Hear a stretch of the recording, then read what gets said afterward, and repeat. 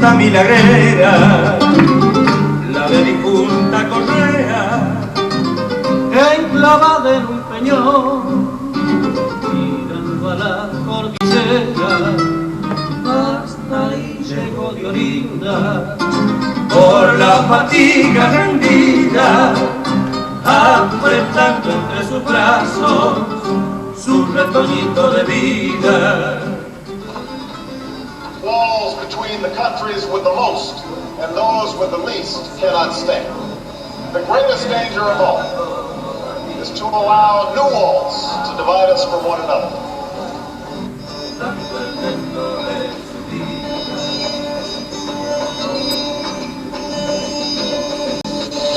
En silencio la enterraron y envuelto en un poncho pampa a su chango se llevaron.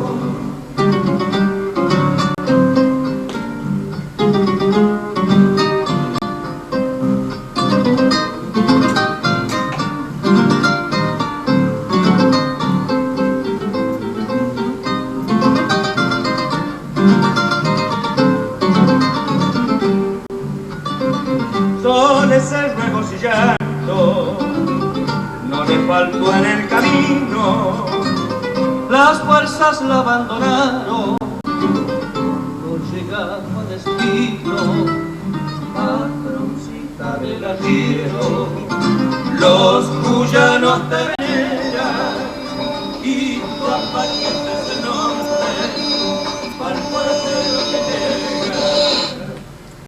So Amy and I will now just have a conversation back and forth. So we'll start off with Amy. Okay.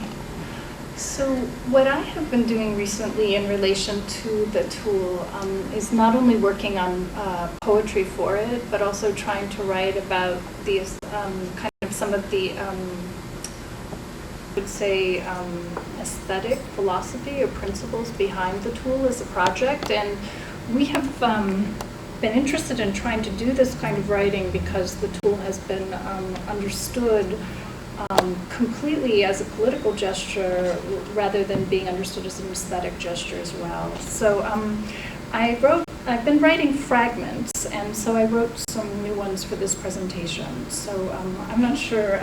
Interrupt you a second. Do you mind? I don't know if everyone knows what the tool is. I was thinking I should have introduced it, but do you mind just describing it in basic terms? We'll actually is it get in the to talk? Yes. Yes. Sorry. So we're just, okay. we're beginning, again, one of the shifts of the conversation is that often communities overly attach or fetishize the tool in and of itself. And one of the disturbances that we want to dislocate from locative media and the GPS is this other question. So let's... Well, we'll see if we answer the question. Well, yeah, there may need to be follow-up. So this first fragment that I'm going to read is entitled La Difunta Correa. The Argentinian popular saint La Difunta Correa has yet to be canonized by the Catholic Church. Like Father Toribio Romo, she resides in the hearts and minds of would-be border crossers. Legend has it that she set off to find her husband with an infant in tow, but crossing the desert died of dehydration. Those who found her body also found her son, miraculously still alive, his mouth latched to her breast. Entertain for a moment the Baroque iconography, some of which was in this piece that Ricardo is working on still, one of a corpse, one breast exposed, nursing an infant. Most women who have nursed a child are intimately familiar with the phenomenon of letdown. Your child cries, your breast responds like an independent agent lactating to the call. What is edited out of this narrative is the sheer magnanimity of the breast. In a grocery store, an infant wails, "You let down," no matter that he is not your own. To veer dangerously towards an essentialist narrative, the body knows and responds to distress in manners that exceed fight or flight dialectics. To cross technologies of gender, race, sexuality, nation, religion, class, what if one imagined caching water in the Mexican-U.S. borderlands season of dying as a comparable act of spontaneous release? as not a political statement per se, or as not only that, but as a corporal reflex, as an intuitive ethical justice to insist, not on my watch. Neither mixing nor nixing metaphors, one would have to concede that enabling, enticing, aiding, abetting, the worst-case scenario spins on water caching are more complicated acts of transfer than this. Framing water caching in terms of letdown amounts to a refusal to recount the borderland's always already competing and accreting essentialisms, which include what Mary Pat Brady terms the homoerotics of immigration control, and the U.S.-based privilege of unknowing the escalating numbers of an ongoing continental humanitarian crisis. Regarding the latter, and putting the former on hold for a moment, accurate body counts prove difficult to procure, but for argument's sake, consider the Customs and Border Protection Agency's 2009 end of the fiscal year report as a type of accounting.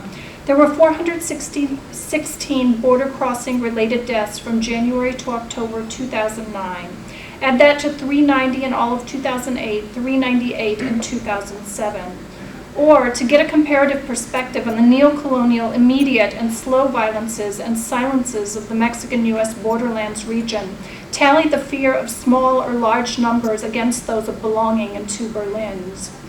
When the Berlin Wall fell, official reports claimed that 98 people died trying to cross from east to west Berlin. In contrast, humanitarian aid organizations like the Border Angels estimate that 10,000 people to date have perished attempting to cross the Mexico-U.S. border, never mind those who died crossing Mexico proper. How does one begin to convey the magnitude of these escalating death tolls, let alone attempt to interrupt them? How does one repurpose language, technology, activism to respond to the habitat fragmentation that national borders continue to form or else at the beginnings of the 21st century?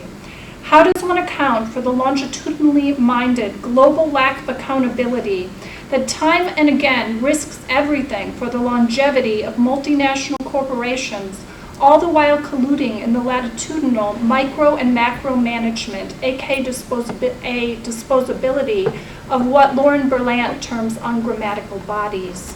The Transborder Immigrant Tool began, and very well may end, as a collaborative thought experiment to pose, if not ponder, these very questions.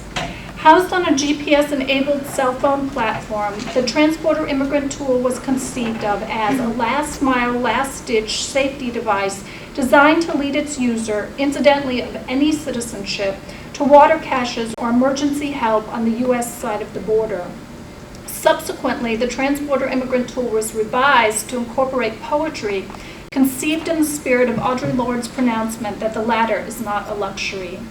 In recent months, the idea, not the deployment or distribution of the Transborder Immigrant Tool, has garnered the project its hyper-accelerated, albeit overdetermined, 15 minutes of infamy, e.g. 15 seconds of silence on MSNBC Live with Condessa Brewer, when to the question, "But is this poetry?" I replied minimally, yes. It would be too easy to bemoan TBT's misrepresentations in the popular press and beyond as impeding the project's development and distribution, although actually the coverage and consequent investigations within the UC system have done just that, including raise important questions about the modes of distribution of the phones we envision, our ideal scenario of working with the NGOs on both sides of the border suddenly thrown into question. Still, we'd prefer to revalence public outcry, calls for accountability, and discussion from camps on the right and on the left as serendipitously generating the project's second platform of intervention, one intimately intertwined with our belief in the aesthetic sustainability as sustenance. In that spirit, we seek to track the equivalent of the unexpected tack of a shooting star's change of direction, to offer today for you preliminary reflections on some of the fallout from the Transborder Immigrant Tool's viral media coverage.